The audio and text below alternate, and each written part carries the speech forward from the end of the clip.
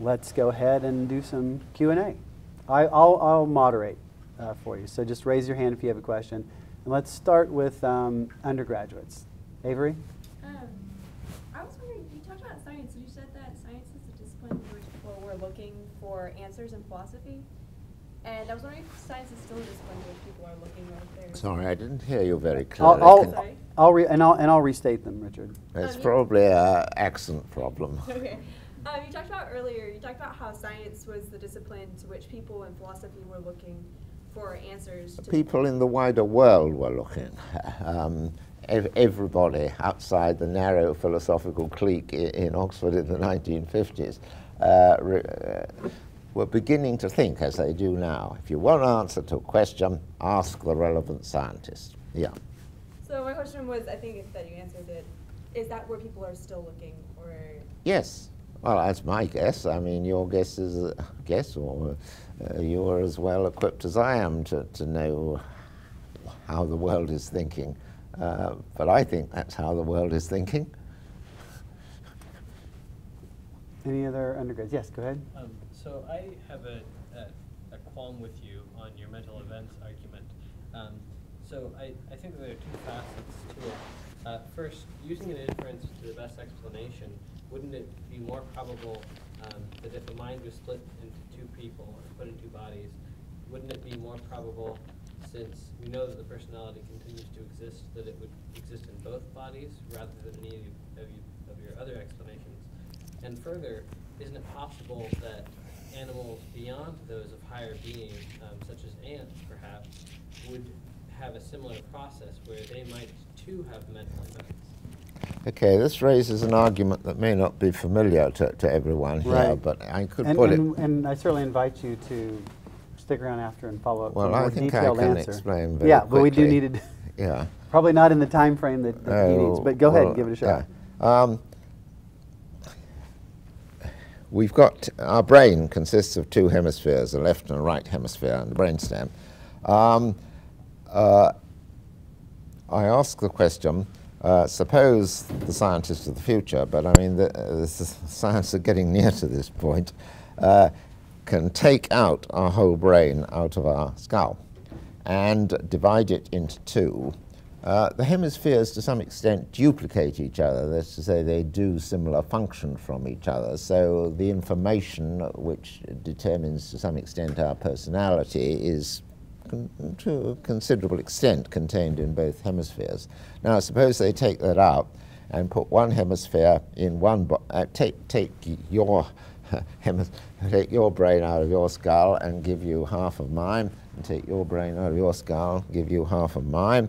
And suppose that's not enough for a functioning brain, so take a few further bits from my clone or my twin so that they fit this brain and put them in there and start it up.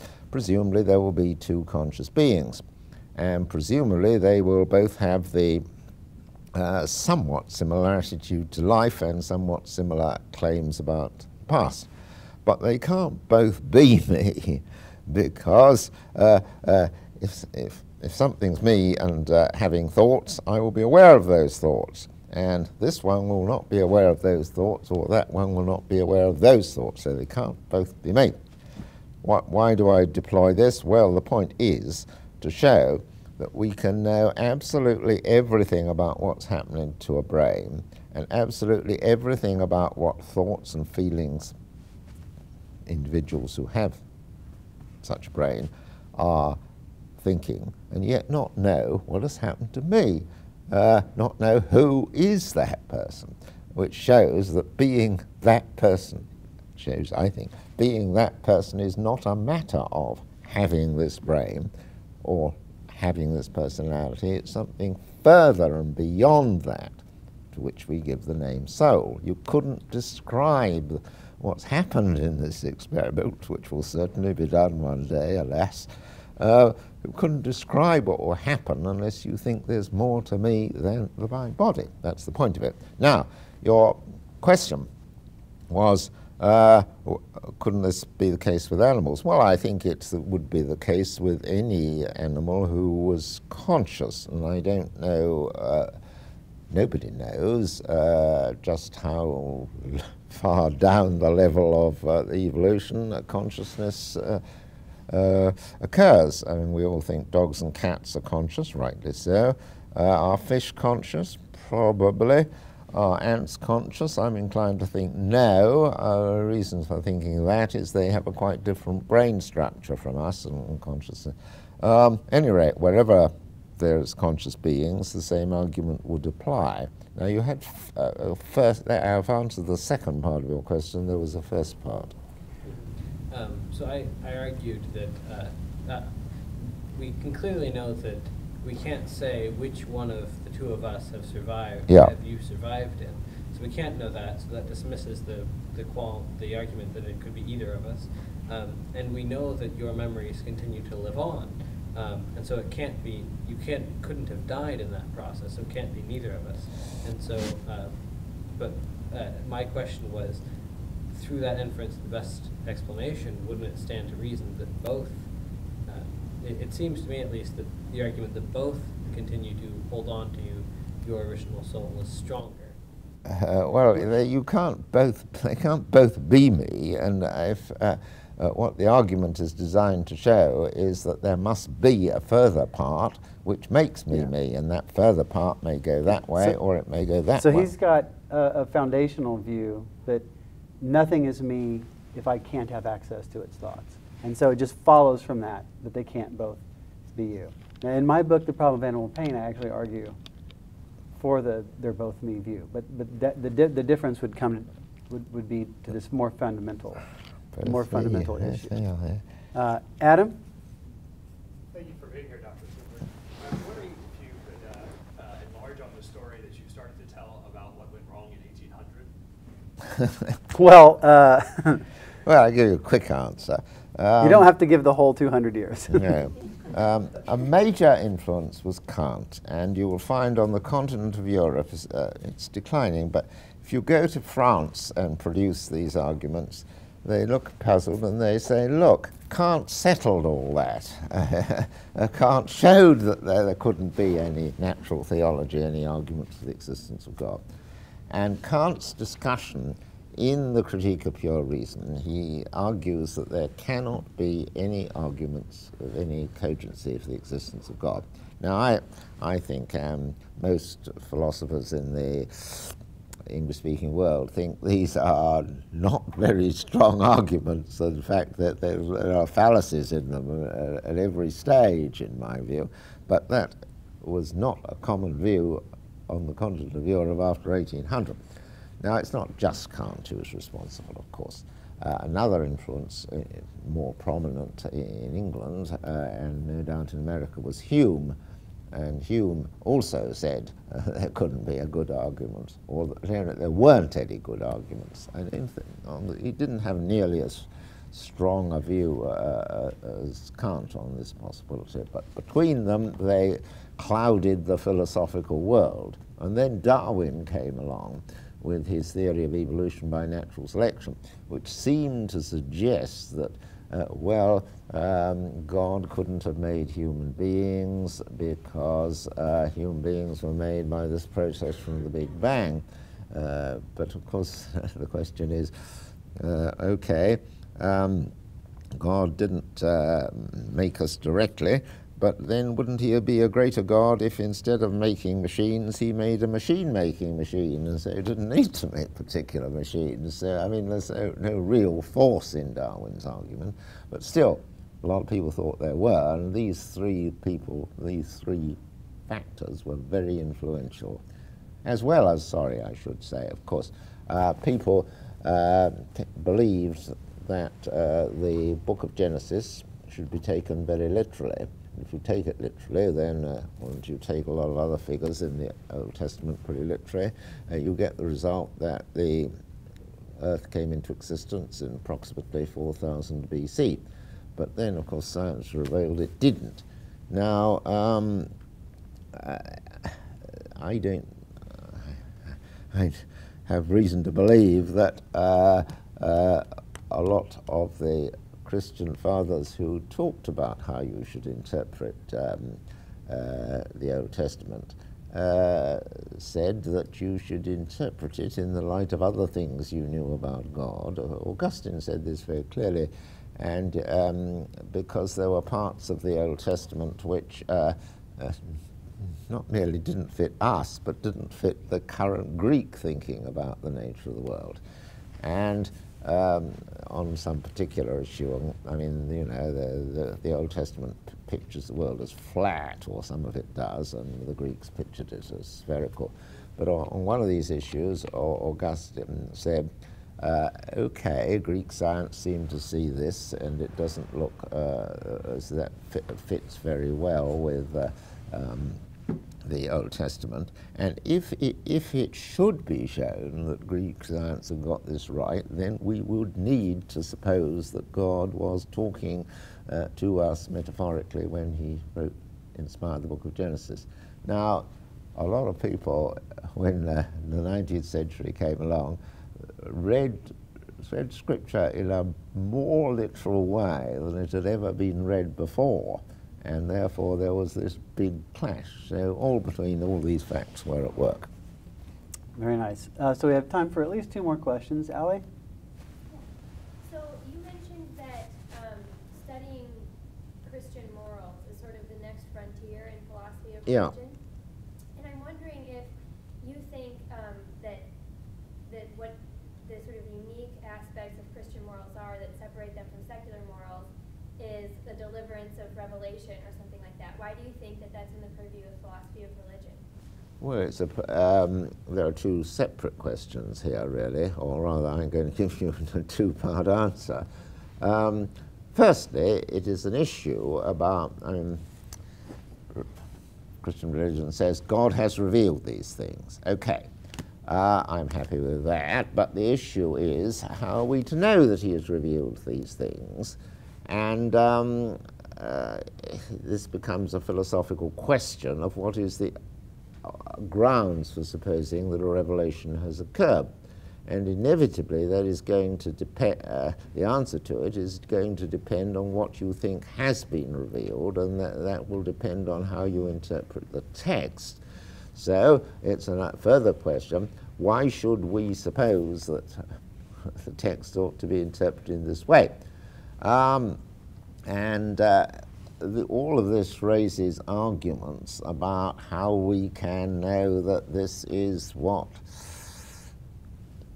the text or the church which Christ founded, that is central to the revealed message.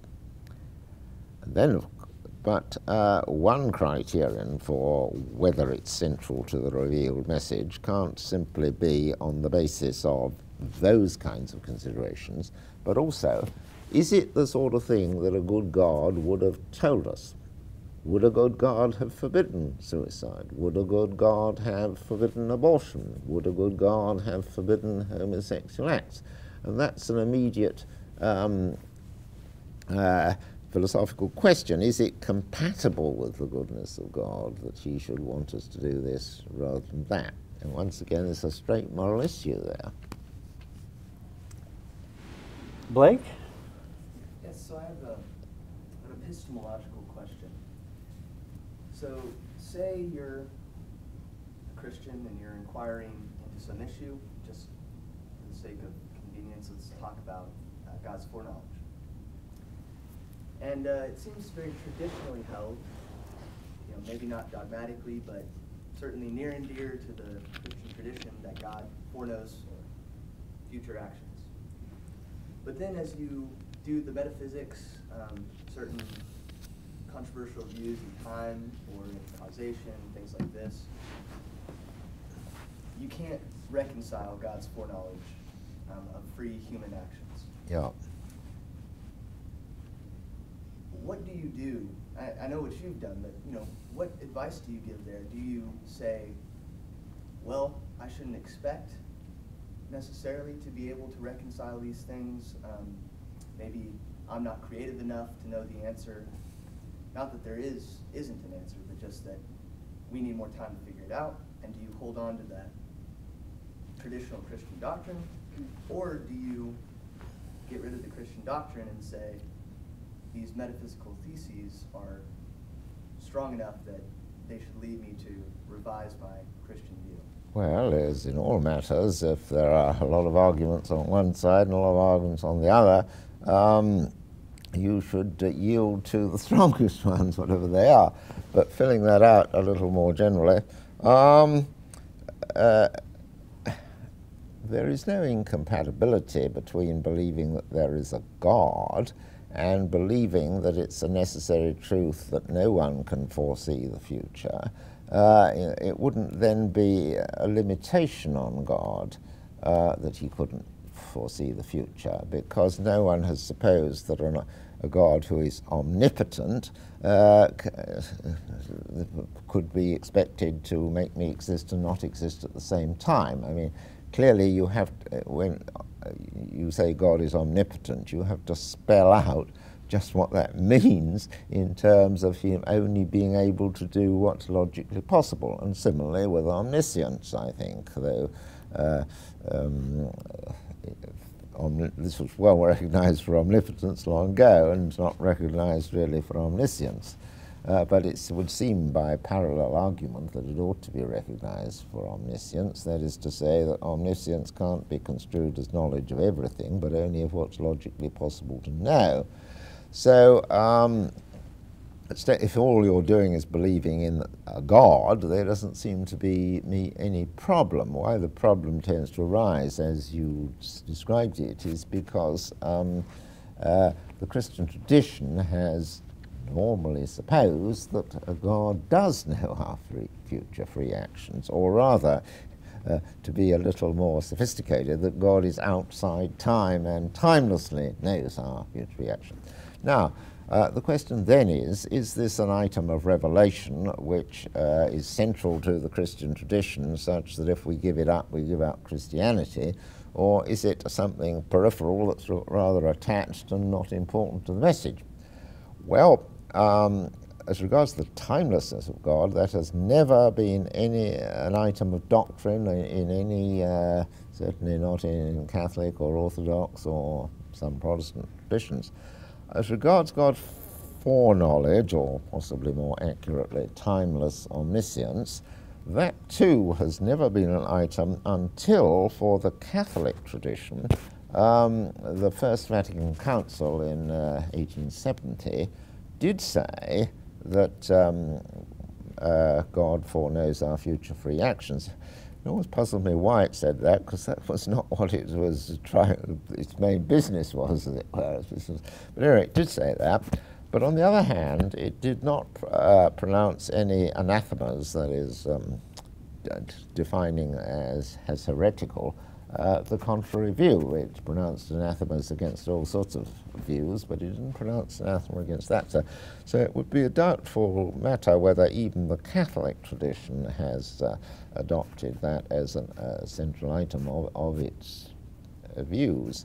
But you're right, almost all, but not entirely all, theologians over the past 2,000 years have tended to believe that.